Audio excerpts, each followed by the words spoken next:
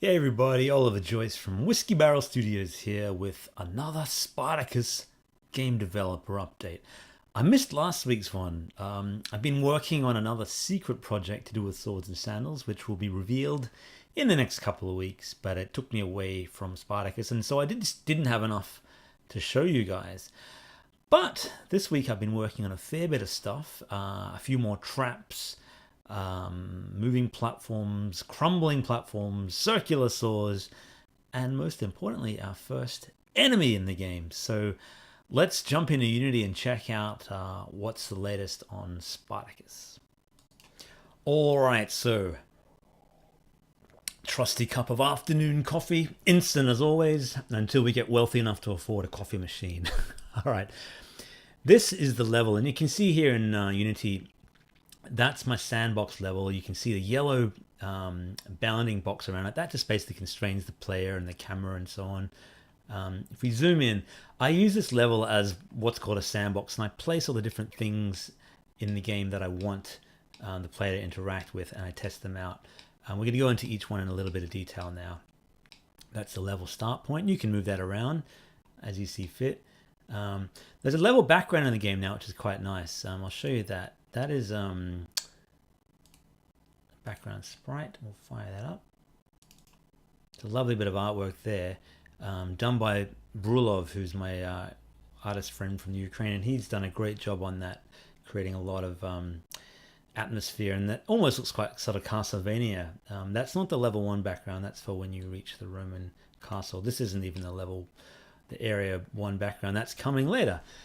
Spikes you've seen, there are spikes there. Ladder you've seen. There's a new decal, which is the a Roman sort of a tapestry there. Here is our first enemy. Now this guy is the Brute.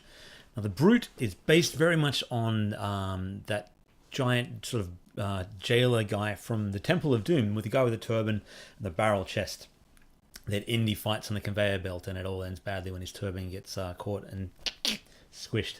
This guy is very much inspired by him because I love that character so much. I thought it was quite a memorable villain. So if we go into the Brute here, you can see his character has a big whip. And the whip itself is a weapon, and I can actually say how much damage will do. Will it knock enemies back? The character itself has a bunch of parameters. Can he jump? Can he climb ladders? Can he grip things? He has also got his own animations. So if we click on the attacking animation, you can see here it is here. It's a 2-frame animation when I play. Nice and simple. When he's charging as well, charging the weapon up, that is just 1 frame that's held for quarter of a second or something. That's when the enemies are going to be the most vulnerable. I haven't put that in the game just yet, but I want to improve the combat. So, when they're attacking, they're invulnerable. When they're charging up, they're vulnerable. And otherwise, maybe they block. But that's going to come in future weeks and months, because right now I just want to get some enemy AI in there, which we have thanks to the Corgi Engine's AI system, which is very powerful and has allowed me to do some really cool things. So I'll show you here. Here's the Brute. Go back to the console, and we'll click on the Brute here. You can see these red lines. These red lines actually are my I can't speak today. The AI action patrol within bounds. So you can actually detect where he's going to walk between. So we move that there to there. He'll walk between that line and this line, which is pretty cool. We don't want it. We could move this further to here, and it would walk all the way to the razor door. Enemies and the player both can get hurt by traps and spikes and stuff like that. So you can actually fight this guy and push him into the razor doors. The AI blocking off here means that he's not just going to automatically walk into the razor doors without your help. But I think that's kind of cool. That could create some interesting emergent gameplay. We also have the zipline. Now, you might have seen this zipline in, if you follow me on Twitter, I did a little teaser video which showed the player jumping up and going across the zipline from here to here, which is really cool. And that zipline, I can actually, I can move around and it'll redraw where it's going to go to. So, you can actually decide to move it here. There you go. And that whole line will be drawn and the zip line will go from there to there or there to there. You can control the speed of it, whatever you like. Just down here, we've got our movement speed. Does it go backwards and forwards? I'm going to add a parameter to make it sort of drop off at the end, but I'll show you that in action really soon. We also have our crumbling platforms, which I actually did just this morning, and that has a particle effect on it when you hit it and it slides down the wall.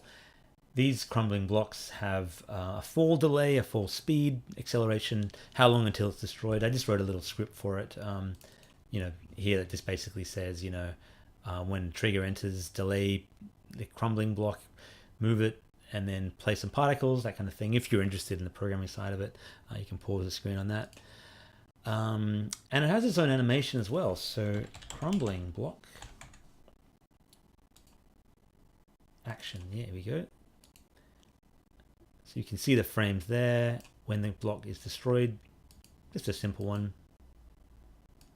And that will disappear, and then the player will fall to their doom unless you jump off within the allocated time. We also have a moving platform here, and that's a really cool one. You can actually use to, you can set where you want it to move to. You can set the easing on it, how long it takes to move. Is it one way? Is it triggered by the player? At the moment, it's triggered by the player, but I could have that automatically moving backwards and forwards. And I also added a nasty circular saw here, which behaves similar to a moving platform and can be moved around and have speed and everything, but it also has a kill player on touch component where if it hits the player, it sparks up and the player is killed instantly, which is a bit grisly. All right, and we combine those. There's another moving platform there, which goes up and down, and another brute enemy waiting for us at the end of the level per se. There's not actually a level end, but the end of my sandbox. As the weeks progress, you'll see the sandbox change quite a lot. This water component in here, at the moment the player can swim, but I'm probably thinking of making water instant death, or making it just so you can walk around in it, because this swimming doesn't handle that well, and swimming in games is just not that much fun in most games. You know what I mean? Just think of the water temple in Zelda for a great example of that. All right, let us jump over to the compiled version of this, and I'll show you how it all plays out. Fire it up here. Here's one I prepared earlier. Okay, cool. So you can see here the dynamic lighting isn't in the game just yet. That will be revealed in a future video, probably next week, because it makes everything look so much cooler with the dynamic lighting. But I want to build this up and just show you the very bare bones of the game, even though the dynamic lighting has been in for a week or two. I want to reveal it slowly, You can jump and you can hit the torches if you want. They'll behave like a weapon, hopefully. There's our wall jump. It'd be cool, you hit the torch. This isn't in there yet, of course, but bounce off the wall. Maybe you'll hit the enemy and do some damage. Spike traps, you've seen, but what you haven't seen is the new blood particle effect. So, bam. Create some blood. That's still a work in progress. Ladders, you've seen. You can slide down ladders, climb up ladders. One-way platforms, you can jump down. You can look up and look down. Here's our brute, our first enemy. So he patrols within those bounds. And if he sees you, hits you. And he actually knocks you back when he hits you. Does a lot of damage. But we hit him onto the spikes. There we go. What? But he got us as well. It's a bit brutal. I still got to play around with all the variables. How much damage does the weapon do? How much health does the brute have? You can see behind me the background of the moon, which is pretty cool. That doesn't scroll. Designed like that. When you go in front of a window when the dynamic light is on, the character is all lit up, and when he's not in front of the window, it'll all be in shadow, which is cool. There's our poor enemy in the razor door. He doesn't respawn at the moment. They will respawn in a future version. And here is our zipline. So you can see some water, which will, in the future version will be instant death. Ready for it? Let's jump up and grab the zip. All right, so that's really nice and a fun thing to do. I'll be, adding those over traps, and I might even have some traps in the way of the zip line. I have people shooting at you and that kind of thing. We also have the crumbling platforms now, so we're going to be very careful while we jump on these. So you get about, maybe a second in for each platform. Jump, jump, falls, that little particle effect. And this is a moving platform. Duck under the circular saw. Jump over to here. Here's another moving platform. And this one, of course, goes up and down. They're both triggered by the player. There's one more brute. And it's our level, basically. Here he is, the brute now. We could fight this guy. See, he knocks us back. It's got a covered up by my face, but so he does a significant amount of damage. I can't get back up there to show you the circular saw, unfortunately, but we'll do that in the next video. It does respawn here, but unfortunately the zipline doesn't respawn at the moment, so we can't catch it. We can jump in the water. I can show you that again, but I don't love the swimming, and it has some problems like that. We can't actually jump that far anymore because the platforms haven't respawned either. The magic of game development, very much a work in progress. So we'll just jump to our Doom and respawn back here at the debug checkpoint.